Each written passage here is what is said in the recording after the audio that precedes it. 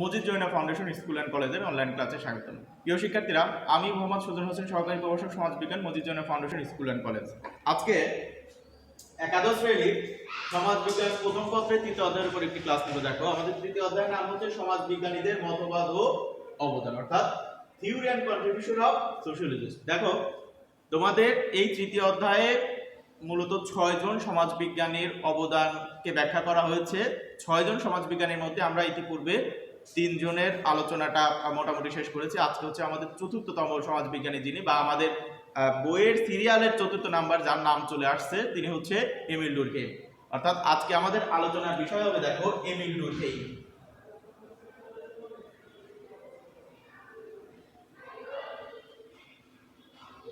Emil ডুরকেইম অর্থাৎ সমাজবিজ্ঞানীদের মতবাদ ও অবদান। এই অধ্যায়ের সিরিয়ালের 4th নাম্বার হচ্ছে সমাজবিজ্ঞানী এমিল ডুরকেইম, এর আলোচনা রয়েছে। আজকে এমিল ডুরকেইম সম্পর্কে আমরা আজকের ক্লাসে শিখব। দেখো, প্রথম কথা হচ্ছে, আমি প্রথমে বলেছি যে কোনো সমাজবিজ্ঞানীদের জন্ম তারিখ, মৃত্যু তারিখ বা জন্মস্থান যদিও খুব বেশি ইম্পর্টেন্ট না, যেহেতু তোমাদের এমসিকিউ এর একটা বিষয় আছে, এই জন্য মূলত বলতে হয় যে এমিল ডুরকেইমের বাড়ি হচ্ছে মূলত ফ্রান্সে। দেখো, আমাদের এখানে 6 জন সমাজবিজ্ঞানের আলোচনা আছে। এর মধ্যে প্রথমটা হচ্ছে ইবনে খালদুন। ইবনে খালদুনের বাড়ি হচ্ছে তিউনিসিয়া। দ্বিতীয় নাম্বার হচ্ছে অগাস্ট কোত। অগাস্ট কোতের বাড়ি হচ্ছে ফ্রান্সে।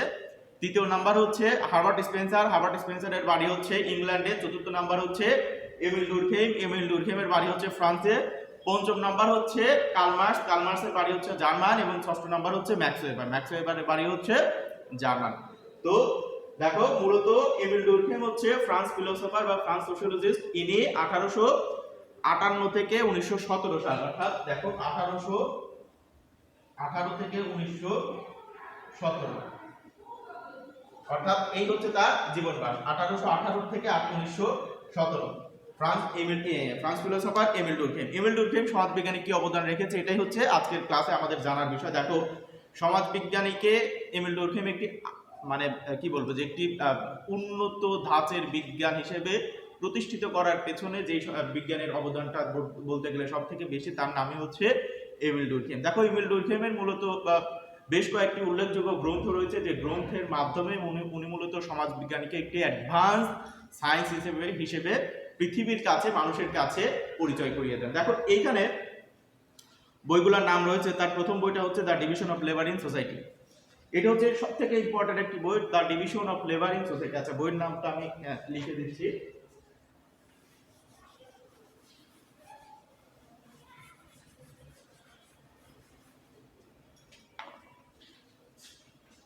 এক নাম্বার হচ্ছে the division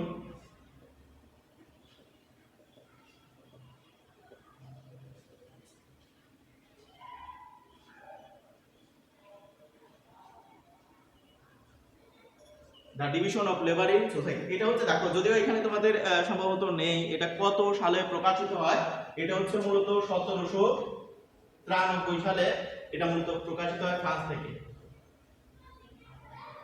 the division of labour in society. দেখো, এই বইয়ের আলোচনাটা আমাদের আসবে 1793 সালে ফ্রান্স থেকে মূলত এই বইটি প্রকাশিত হয়। এরপরে আর একটা বইয়ের আলোচনা আসবে, suicide, the theory of suicide. মূলত এখানে যদিও দ্য সুইসাইড লেখা আছে, দেখো, সুইসাইড, এই বইটা তার বিখ্যাত একটি বই। তো এরকম তোমাদের এখানে দেখবে যে কয়েকটি বই আছে। এরপরে the elementary form of religious life, এই বইতে উনি হচ্ছে ধর্ম সম্পর্কিত ব্যাখ্যা করেছেন। এরপরে the rules of sociological method. দেখো, আচ্ছা, বইয়ের নামগুলো আমি লিখি। দ্য রুলস অফ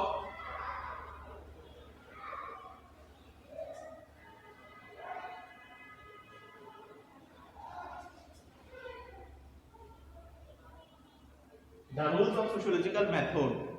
এরপরে আরেকটা the elementary form of religious life.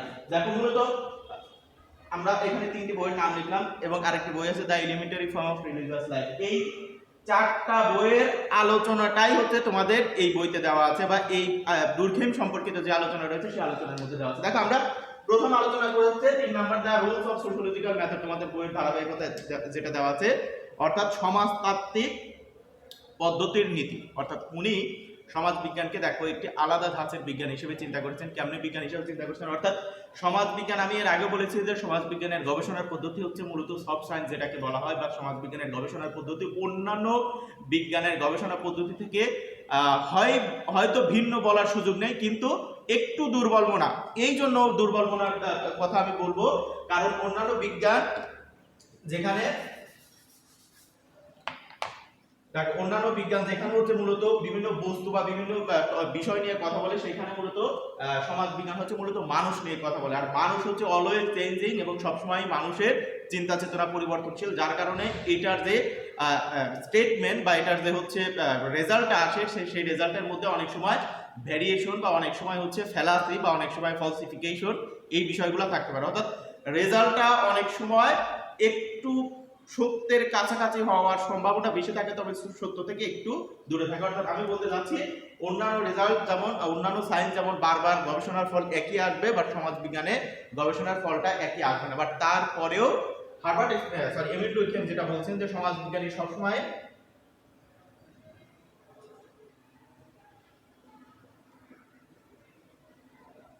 অর্থাৎ কজেস এন্ড ইফেক্ট, সব সময় কোনো ঘটনার অবশ্যই উনি বলছেন যে কোনো ঘটনার কারণ এবং ফলাফল বিশ্লেষণের মাধ্যমে দেখো অর্থাৎ ঘটনা ব্যাখ্যা করে।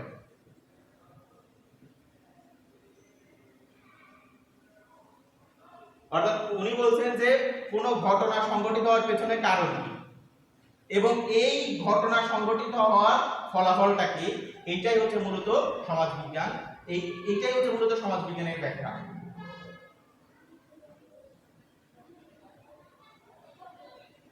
দেখো এমিল ডুরখেম বলতে চাচ্ছে যে আমি যদিও বলতেছি যে সমাজ বিজ্ঞান অন্যান্য বিজ্ঞানের মতো এত হার্ড সায়েন্স নয় বা এত এক্সাক্ট রেজাল্ট দেয় না, তবে সমাজ বিজ্ঞান তার যে কোনো গবেষণা করার ক্ষেত্রে এই জিনিসটা ফলো করে। অর্থাৎ প্রত্যেকটা ঘটনাকে ব্যাখ্যা করার ক্ষেত্রে অবশ্যই তার সুনির্দিষ্ট কারণ কি ছিল সেই কারণগুলো ব্যাখ্যা করে এবং ওই ঘটনার পরিপ্রেক্ষিতে তার ফলাফলটা কি, এবং এই একই ঘটনা যদি রিপিট করি তখন কি একই ধরনের ফলাফল আসে কিনা, এই ধরনের একটি বিজ্ঞান, এই ধরনের একটি পদ্ধতির কথা হচ্ছে এমিল ডুরখেম বলেছেন। দেখো এমিল ডুরখেম বলেছেন তার the rules of sociological method, এই বইতে যেটা বললাম the rules of sociological method, এই বইতে উনি মূলত সমাজ বিজ্ঞানের গবেষণার পদ্ধতিতে এই বিষয়গুলো ব্যাখ্যা করেছেন। এবং উনি দেখো একই সাথে উনি বলছেন যে সমাজ বিজ্ঞানকে অন্যান্য বিজ্ঞানের সাথে ব্যাখ্যা করার জন্য আমাদের যেটা কম্পারেটিভ মেথড,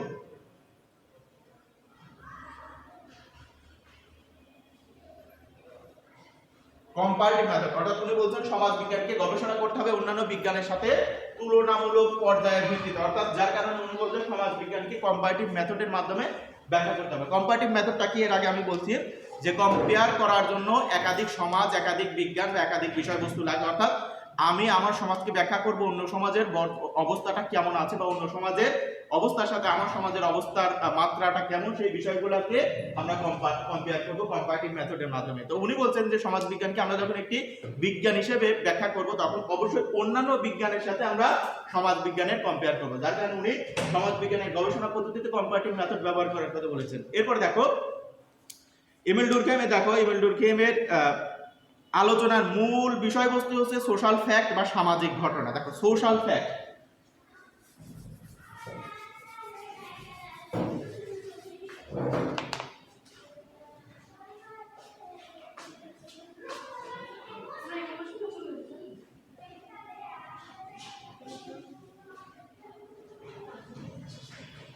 সামাজিক ঘটনা, দেখো এটা হচ্ছে এমিল ডুরখেমের আলোচনার মূল বিষয়বস্তু। আমি এর আগে বলেছিলাম দেখো প্রত্যেকটা সমাজ বিজ্ঞানী এক একটা বিষয় নিয়ে মূলত কথা বলেছে। যেমন আমি যদি বলি, যেমন কার্ল মার্কস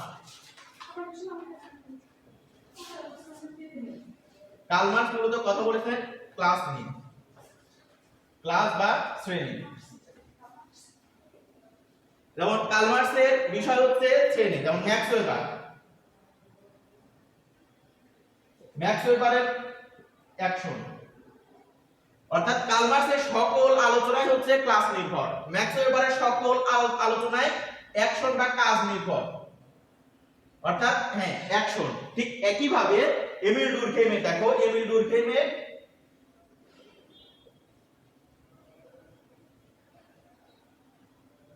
এমিল ডুরখেইমের সকল আলোচনায় হচ্ছে ফ্যাক্ট নির্ভর বা সামাজিক ঘটনা হচ্ছে তার আলোচনার একটি মূল টপিক। উনি সামাজিক ঘটনা বলতে কি বুঝিয়েছেন? দেখো, সোশ্যাল ফ্যাক্ট হচ্ছে মূলত এমন একটি বিষয়, এমন একটি চেতনা, এমন একটি জিনিস যেটা সমাজের মানুষ সমষ্টিগতভাবে পোষণ করে।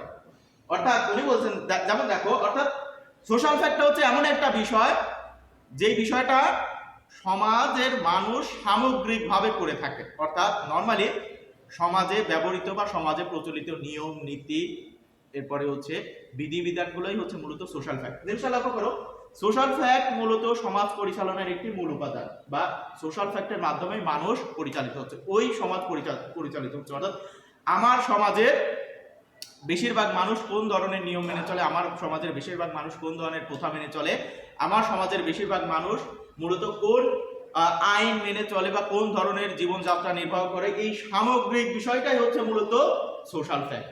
সোশ্যাল ফ্যাক্ট হচ্ছে মূলত, দেখো উনি বলছেন সোশ্যাল ফ্যাক্ট দুই ধরনের হতে পারে, একটা হচ্ছে বস্তুগত এবং আরেকটা হচ্ছে অবস্তুগত। দেখো, বস্তুগত সোশ্যাল ফ্যাক্টটা হচ্ছে যেমন দেখো, সোশ্যাল ফ্যাক্টটা হচ্ছে দুই ধরনের। যেমন বস্তুগত বা ম্যাটেরিয়াল সোশ্যাল ফ্যাক্ট, আর আরেকটা হচ্ছে অবস্তুগত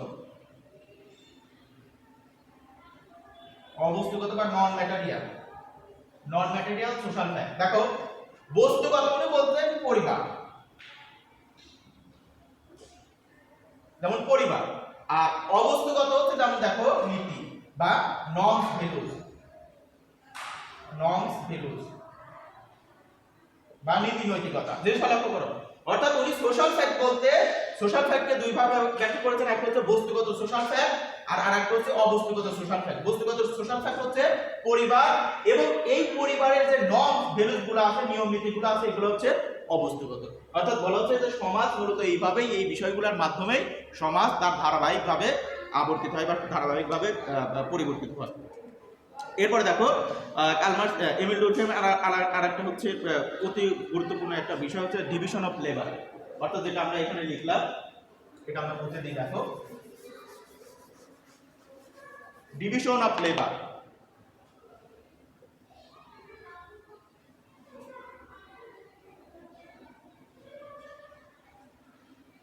division of labour in society. দেখো,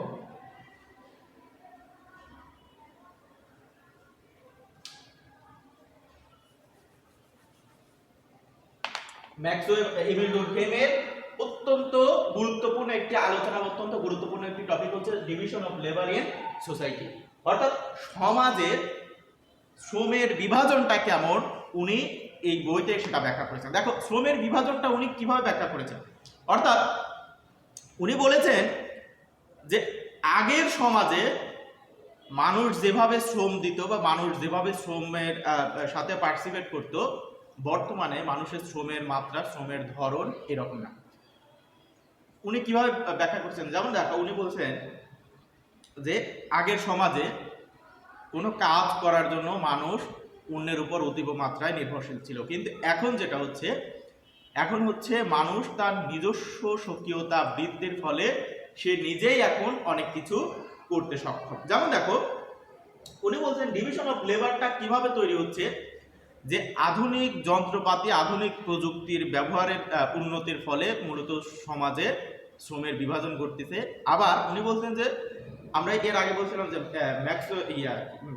হার্বার্ট স্পেন্সার যেমন হচ্ছে সমাজকে বলেছেন যে সহজ অবস্থা থেকে জটিল অবস্থার দিকে যাচ্ছে, এবং উনি বলছেন যে, এমিল ডুরখেইম বলতেছেন যে এই জটিল অবস্থায় সমাজে বেশি শ্রম বিভাজন তৈরি করছে। কিভাবে শ্রম বিভাজন তৈরি করছে? যেমন দেখো, আমি যে শার্টটা পরে আছি, এই শার্টটা দেখো কতজন ব্যক্তির মাধ্যমে তৈরি হয়েছে। দেখো, এই শার্ট প্রথমে হয়তো তৈরি করার জন্য এই শার্টের উপাদান আমি যদি বলি যে সুতা, দেখো একটা ফ্যাক্টরিতে শুধু সুতা নির্মাণ করতেছে, এরপরে আরেকটা ফ্যাক্টরি, অর্থাৎ ওই ফ্যাক্টরিতে সুতার বাইরে আর কিছু নাই, সবাই সুতা নির্মাণের কাজে বা সুতা প্রস্তুতের কাজে নিয়োজিত।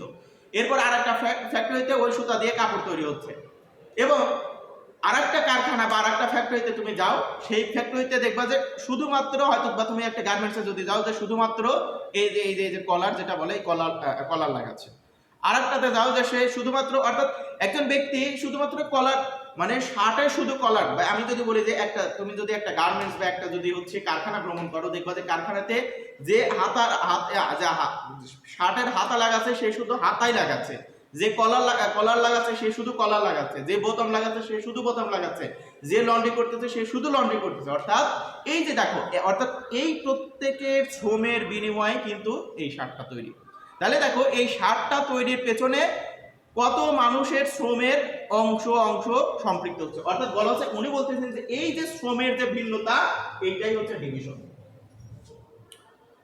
অর্থাৎ এই যে সোসাইটি বিনির্মাণে বা সোসাইটির মানুষের মধ্যে যে বিভিন্ন ধরনের যে শ্রমের ডিভিশন হচ্ছে, শ্রমের বিভাজন হচ্ছে, এইটাই উনি বলছেন division of labour in society.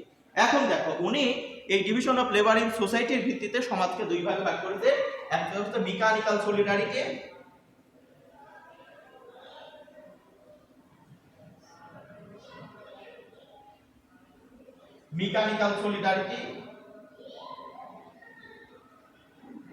আর আরেকটা হচ্ছে অর্গানিক সলিডারিটি। দেখো উনি বলছেন যে এই যে সমাজে শ্রমের যে বিভাজন, এই বিভাজনের উপর ভিত্তি করে আমরা মানব সমাজকে দুইটা ভাগে ভাগ করতে পারি, বা মানুষের মধ্যে যে আমি যদি বলি যে এই সলিডারিটি বা সম্পৃক্ততাকে দুই ধরনের ক্যাটাগরিতে ব্যাখ্যা করতে পারি। একটা হচ্ছে মেকানিক্যাল সলিডারিটি, আর একটা হচ্ছে অর্গানিক সলিডারিটি। মেকানিক্যাল সলিডারিটি হচ্ছে আদিম সমাজ,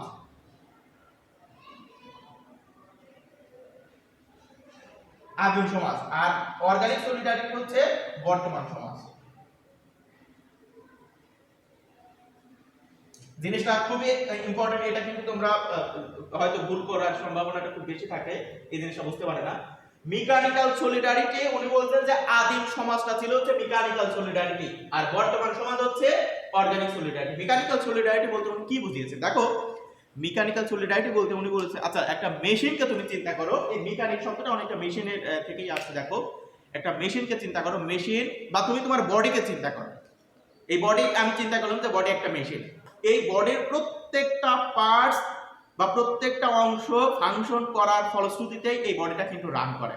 অর্থাৎ আমি বলতে যাচ্ছি, আমার হাত যদি অকেজ হয়ে যায় আমার বডি রান করবে না, আমার বডি সুস্থ থাকবে না। আমার মাথা অকেজ হয়ে গেলে আমার বডি সুস্থ থাকবে না, আমার চোখ অকেজ হলে আমার বডি সুস্থ থাকবে না। অর্থাৎ এই বডির প্রত্যেকটা পার্টস, প্রত্যেকটা অংশ তার স্বাভাবিক মাত্রায় শ্রম বা স্বাভাবিক মাত্রায় ফাংশনিং করার ফলেই কিন্তু বডিটা সুস্থ থাকে।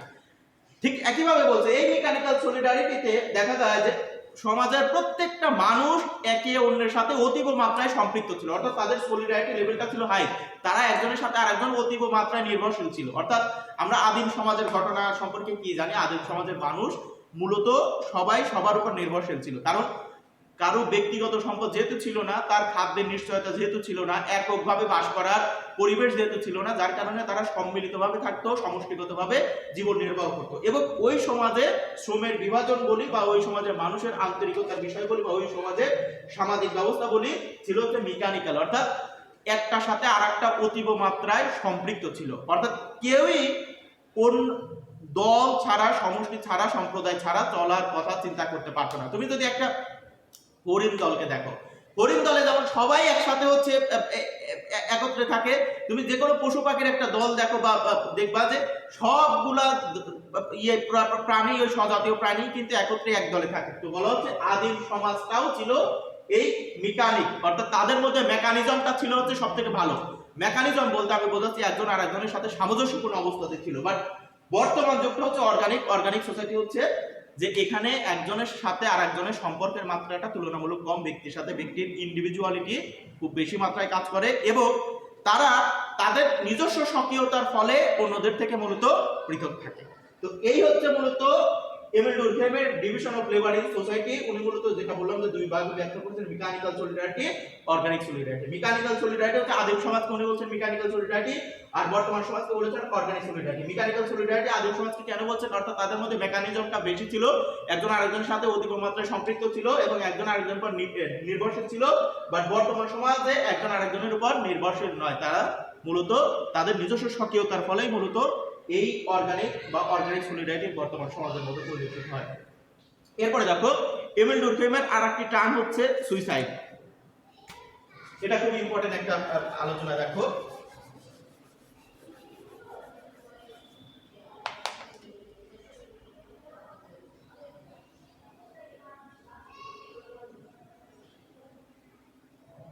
দা সুইসাইড। দেখো এমিল ডুরকহেইমের আলোচনার অত্যন্ত গুরুত্বপূর্ণ একটি অংশ হচ্ছে তার দা এই সুইসাইড, এই আলোচনা সুইসাইড এই বইটি।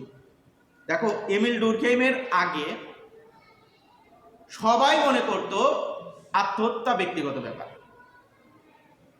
বাট এমিল ডুরকহেইমই প্রমাণ করেন যে আত্মহত্যা সামাজিক ব্যাপার, অর্থাৎ suicide can be only explain by society. অর্থাৎ উনি বলছেন এমিল ডুরকহেইমের আগে, আমি যেটা বারবার বলতেছি, এমিল ডুরকহেইমের আগে যেমন আমরা গ্যাব্রিয়েল টার্ডের কথা শুনি, টার্ডেও বলেছেন, উনি হচ্ছে দেখো উনি একজন ফ্রান্স ফিলোসোফার, টার্ডেও বলেছেন যে আত্মহত্যা মূলত অনুকরণের জন্য হয়, অনুকরণের জন্য আত্মহত্যা করে। আবার কেউ কেউ বলেছেন আত্মহত্যা ব্যক্তিগত ব্যাপার, আত্মহত্যা ব্যক্তিগত ব্যাপার, অনুকরণের জন্য কিভাবে করে, অর্থাৎ বলা হচ্ছে যে একজনের আত্মহত্যা দেখে ব্যক্তি খুবই অতীব মাত্রায় অনুপ্রাণিত হয় বা খুবই অতীব মাত্রায় তাকে অনুকরণ করার জায়গা থেকেই মূলত সে হচ্ছে আত্মহত্যা করে। আবার কেউ বলছেন যে আত্মহত্যা ব্যক্তিগত ব্যাপার, কিন্তু এমিল ডুরকহেইম বলছেন যে আত্মহত্যা আসলে কোনো ব্যাপারই না, আত্মহত্যার মূল ব্যাপারই হচ্ছে আত্মহত্যা সামাজিক ব্যাপার। সামাজিক ব্যাপারটা উনি কিভাবে বলছেন, যে উনি দেখিয়েছেন যে কোন সমাজে, কোন বয়সে, কোন পেশার মানুষের মধ্যে আত্মহত্যার রেট কম বেশি আছে। তো দেখো সেগুলো আমরা পড়বো। আত্মহত্যা যেমন উনি বলছেন যে বিবাহিতদের থেকে অবিবাহিতদের মধ্যে আত্মহত্যার সংখ্যা বা মাত্রা বেশি, অর্থাৎ দেখো অবিবাহিতদের মধ্যে আত্মহত্যার মাত্রা বেশি। এরপরে উনি বলছেন যে বৃদ্ধদের থেকে যুবকদের মধ্যে আত্মহত্যার মাত্রা বেশি, যুবকদের মধ্যে আত্মহত্যার মাত্রা বেশি। এরপরে নারীদের থেকে পুরুষের মধ্যে আত্মহত্যার মাত্রা বেশি। এরপরে উনি বলছেন যে হচ্ছে কি বলে প্রোটেস্ট্যান্ট বা আন্দোলনকারীদের মধ্যে আত্মহত্যার মাত্রা বেশি। আবার গ্রাম থেকে যারা শহরে বাস করে, শহরে মানুষের মধ্যে আত্মহত্যার মাত্রা বেশি। দৃশ্যটা লক্ষ্য করো, অর্থাৎ উনি বলছেন যে বিবাহিতদের থেকে অবিবাহিতদের মধ্যে আত্মহত্যার প্রবণতাটা বেশি থাকে, বৃদ্ধদের থেকে যুবকদের মধ্যে আত্মহত্যার প্রবণতাটা বেশি থাকে, নারীদের থেকে পুরুষের মধ্যে আত্মহত্যার প্রবণতাটা বেশি থাকে। এরপরে আন্দোলনকারীদের মধ্যে বা প্রোটেস্ট্যান্ট, এটা হচ্ছে প্রোটেস্ট্যান্টদের মধ্যে আত্মহত্যার প্রবণতা বেশি থাকে, এবং গ্রাম থেকে যারা শহরে বাস করে তাদের মধ্যে আত্মহত্যার প্রবণতা বেশি থাকে। এই সুইসাইড গ্রন্থে উনি দেখিয়েছে যে কোন কোন ব্যক্তি কোন কোন কর্মের অনুসারীদের মধ্যে আত্মহত্যার মাত্রাটা বেশি থাকে। এবং দেখো উনি বলছেন যে আত্মহত্যা মানুষ যে করে, এই আত্মহত্যারও বিভিন্ন ধরন আছে। দেখো তোমাদের বইতে মূলত 4টা ধরনের কথা বলা হয়েছে, যে আত্মহত্যা মূলত 4 ধরনের। প্রথমটা হচ্ছে দেখো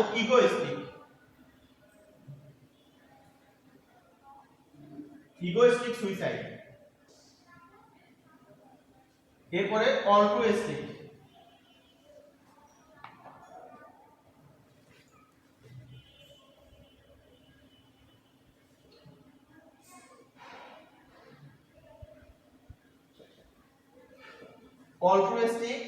এরপরে 3 নাম্বার হচ্ছে দেখো অ্যানোমিক, এবং 4 নাম্বার হচ্ছে ফ্যাটালিস্টিক।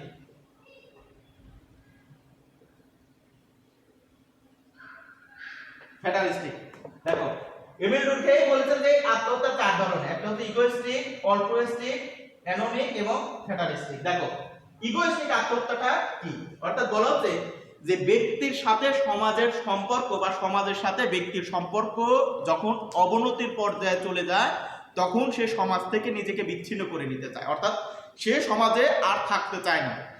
এই যে সমাজ থেকে তার যে বিচ্ছিন্নতা বোধের জন্য সে কি করে, সুইসাইড করে। আর এই ধরনের সুইসাইডকে বলা হচ্ছে ইগোইস্টিক বা আত্মকেন্দ্রিক সুইসাইড। জিনিসটা লক্ষ্য করো, অর্থাৎ উনি বলছেন যে ব্যক্তি যখন সমাজে থাকতে চায় না বা সমাজের সাথে তার সম্পর্কের অবনতি ঘটে, সে তখন সমাজ থেকে নিজেকে গুছিয়ে নেয়। এই গুছিয়ে নেওয়ার জন্য সে কি করে? সুইসাইড করে।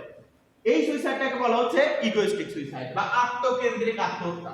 এরপর অল্ট্রুইস্টিক সুইসাইড। অল্ট্রুইস্টিক সুইসাইড হচ্ছে পরার্থপর, অর্থাৎ অন্যের কারণে নিজের প্রাণ বিসর্জন বা অন্যের কারণে নিজের প্রাণ ত্যাগ করাকে বলা হচ্ছে অল্ট্রুইস্টিক। যেমন দেখো, অন্যের কারণে এটা জোরপূর্বক হতে পারে, আবার স্বেচ্ছায় হতে পারে, এটা হচ্ছে অল্ট্রুইস্টিক। যেমন দেখো, আমি যদি বলি যে জোরপূর্বক কিভাবে হয়, অর্থাৎ আমি বা তুমি একজন ব্যক্তিকে আত্মহত্যায় বাধ্য করলাম এবং সে এক পর্যায়ে আত্মহত্যা করলো। এই যে আত্মহত্যাটা হচ্ছে অল্ট্রুইস্টিক, অর্থাৎ তাকে জোরপূর্বক আত্মহত্যার শিকার করা হলো এবং আমি আরেকজনের সুবিধার জন্য, রাষ্ট্রের সুবিধার জন্য, মানুষের সুবিধার জন্য আত্মহত্যা করলাম। বা আমি বলা হচ্ছে যে, যেমন দেখো, আমি যদি বলি যে হচ্ছে 1971 সালে যারা হচ্ছে দেশ রক্ষার জন্য যুদ্ধ করছেন তারা হচ্ছে অল্ট্রুইস্টিক, অর্থাৎ অন্যের জন্য নিজের জীবনকে প্রাণ বিসর্জন দিয়েছে। এরপরে অ্যানোমিক।